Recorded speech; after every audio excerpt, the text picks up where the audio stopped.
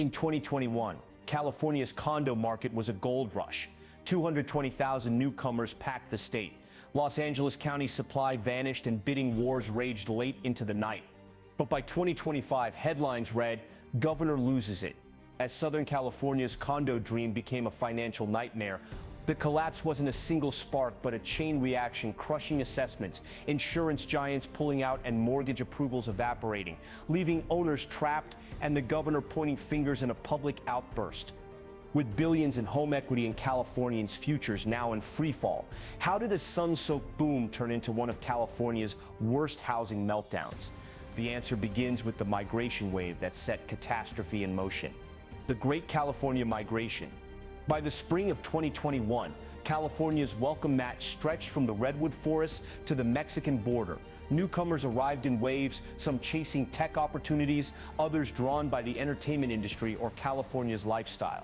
Census data counted more than 220,000 fresh arrivals statewide that year, with Orange County alone swelling by over 16,000 residents. Los Angeles and San Diego, always magnets for international buyers and young professionals, saw their populations climb as well, fueled by buyers from Texas, Washington, and Asia.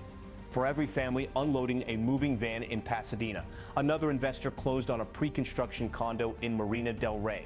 Demographic analysts tracked the surge using everything from utility hookups to USPS change of address forms. The numbers told a story of relentless demand. California ranked first in net domestic migration for the second year running, outpacing Washington, Oregon, and Colorado. U-Haul shortages and jammed highways became routine. In some neighborhoods, local schools added portable classrooms just to keep up. This wasn't just a trickle of tech workers. Young professionals, remote workers, and families with children all contributed to the population boom. Even as pandemic restrictions faded elsewhere, California's innovation economy drew headlines and more arrivals. Some cities like Irvine and San Jose saw their fastest growth in decades, while Los Angeles' skyline filled with construction cranes trying to catch up, inventory couldn't keep pace. By late 2021, active listings for condos in Los Angeles, Orange, and San Diego counties fell to their lowest point in over 15 years. Realtors fielded dozens of offers on a single unit. In Manhattan Beach, a two-bedroom condo could attract 10 buyers in a weekend, most with cash in hand. The state's population topped 40 million for the first time on record. Demographers warned that such rapid growth would strain housing supply and infrastructure. But for the moment, demand seemed insatiable. Every new resident needed a place to live, and every empty unit became a battleground, setting the stage for a condo market where scarcity would soon give way to something nobody expected: bidding wars in the Golden State. On a foggy Saturday in July, Los Angeles realtor Maria Chen unlocked the door to a modest two-bedroom condo priced just under $600,000. She barely had time to prop open the blinds before the first buyers arrived. Three couples, all with pre-approvals in hand, two waving cash offers. By noon, the parking lot was packed. One family from Austin toured the unit for less than 5 minutes, then offered $40,000 over asking, sight unseen by their out-of-state parents. Another couple, local teachers, tried to match the bid but lost out when a Bay Area investor wired a deposit before lunch. Maria's phone buzzed with texts from agents begging to squeeze in a showing by 3 p.m. The condo was under contract, the seller fielding backup offers just in case the first deal fell through. Stories like this played out across Southern California in 2021. In Long Beach, a 1,970 S-era building listed a one-bedroom at $489,000. The listing went live at 9 a.m. By 2 p.m., it had 16 offers, 10 in cash, several from buyers who hadn't set foot in California. In Santa Monica, agents joked that open houses needed velvet ropes. Some buyers submitted letters, family photos, even homemade cookies, hoping to sway sellers in their favor, but charm rarely beat cash. Units under $500,000 barely lasted a day. Bidding wars became the norm, not the exception. Senate Bill 721, California's Surfside moment. The San Francisco balcony collapse in 2015 and subsequent tragedies forced California's lawmakers to confront the structural and financial cracks running through thousands of aging condo buildings. Within a year, the legislature expanded Senate Bill 721, a sweeping law that rewrote the rules for multi-story living across the state. The new mandate: every condo building above 3 stories must undergo a structural inspection by age 30, and again every 9 years after that. For Los Angeles and San Francisco, the clock ticked even faster. First inspections due by the end of 2024, regardless of building age. Engineers were suddenly in high demand, poring over concrete, steel, and seismic retrofits, searching for signs of earthquake vulnerability or instability. Boards received thick inspection reports, many flagged with urgent repairs and looming deadlines. But the law didn't stop at inspections. Senate Bill 721 required condo associations to build up reserve funds. No more waiving or underfunding accounts meant for major repairs. For decades, many buildings operated with minimal reserves, keeping monthly fees low and deferring costly fixes. Now, each association had to commission a reserve study and start collecting enough from owners to cover future needs. The median special assessment landed at $65,000 per unit, with some buildings demanding 6-figure lump sums. Owners who bought expecting stable fees found themselves facing bills that rivaled a year's salary.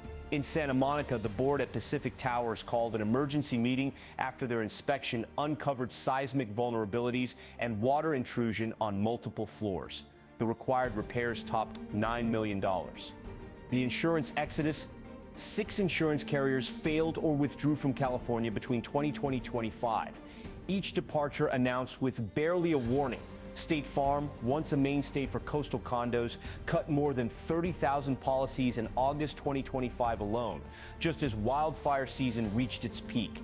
That exit left entire buildings scrambling, some forced to accept bare-bones coverage with double the premiums, others unable to find any private insurer at all. By the time the dust settled, more than 600,000 homeowners statewide had lost their private coverage in less than 3 years.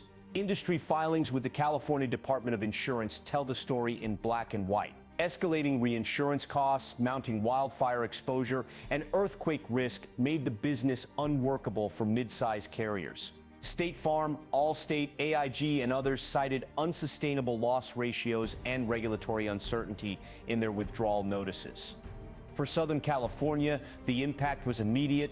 Buildings that had renewed policies for decades suddenly found themselves blacklisted by every major underwriter.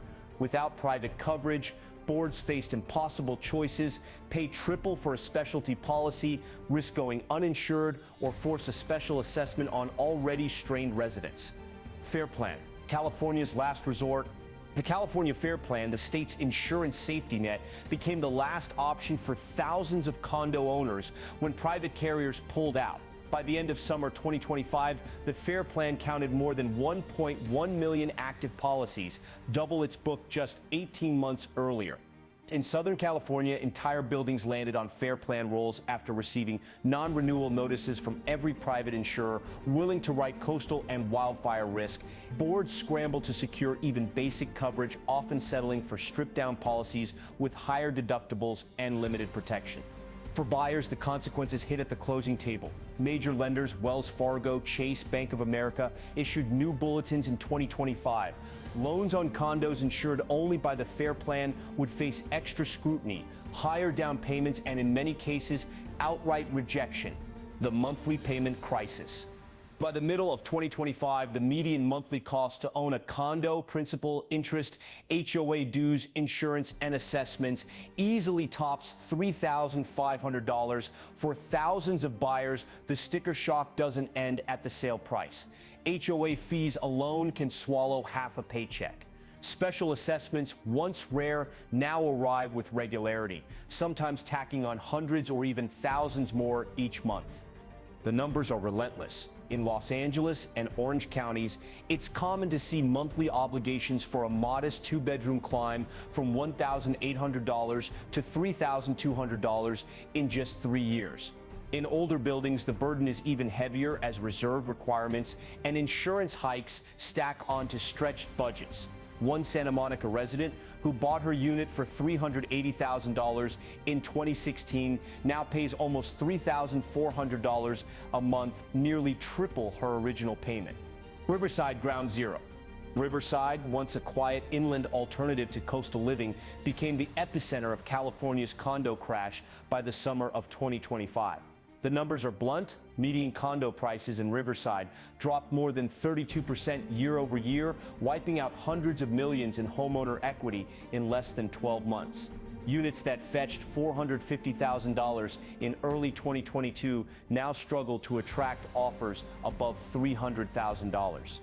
The local MLS shows a 14-month supply of condos on the market, 5 months above what brokers call a balanced market, and a clear signal that sellers outnumber buyers by a wide margin. Foreclosure filings in Riverside County have jumped 41% since January, with Riverside accounting for the largest share. Governor Newsom's outburst, June 2025. Cameras crowd the dais at the California State Capitol, where Governor Newsom steps to the microphone, tie askew, jaw set. The room hums with tension. Reporters clutching foreclosure statistics, homeowners waving HOA bills, a row of staffers exchanging clipped texts. The governor's voice cuts through the noise. This is not a drill. California families are being squeezed out of their homes, and I will not stand by while insurers and lenders pull the rug out from under them. He points to the latest wave of insurer exits. State Farm, Allstate, AIG, all gone in less than 3 years, leaving more than 600,000 homeowners statewide without private coverage. The governor's tone grows sharper. Let me be clear. If you're an insurance company that wants to take Californians' money for years, then vanish when the market gets tough, you're not welcome here. We are done playing by your rules. He slams a stack of foreclosure notices on the podium. The numbers are ugly. Riverside's median condo price down 32%, a 41% jump in foreclosure. Filings across Riverside County and HOA dues that now rival a second mortgage. We have retirees getting eviction notices because of insurance games and runaway assessments, he says, voice rising. Working families are being told their dream of home ownership is over because Wall Street and out-of-state carriers can't stomach a little risk. That's not the California I represent. Questions fly from the press gallery about failed reforms, about the FAIR Plan's ballooning policy count, about the exodus of private insurers. The governor's frustration is palpable. The FAIR Plan was never meant to be the only option for 1 million California homes. We're supposed to have a functioning market, not a single safety net stretched to breaking. A pause, then a direct challenge. To the insurance executives watching, if you're planning more cancellations, you'd better be ready to explain it to every family losing their home. And to the lenders, don't think you can hide behind paperwork while communities fall apart. The press conference ends with a final clip promise. We will not allow California's condo market to collapse on the backs of its people. Not on my watch. The aftermath. In 2025, Riverside's condo prices dropped by 32% and unsold inventory reached a 14-month supply, the steepest decline recorded in California's recent history. The story began with a migration wave that pushed demand and prices to all-time highs. But soon, stricter safety laws, soaring association fees, and the exit of 6 major insurance carriers triggered a cascade of financial strain. By mid-2025, the FAIR Plan was carrying over 1.1 million policies, while FHA condo loan approvals fell 40% and mortgage applications dropped by 35%. Despite public statements and emergency meetings, many questions remain. Will further regulatory changes restore buyer confidence? Can insurance access and affordability be rebuilt? As of today, thousands of owners and buyers face rising costs and uncertain options. The collapse of the Southern California condo market stands as a documented warning, clear evidence that financial, regulatory, and political pressures can converge to reshape entire communities with effects still unfolding.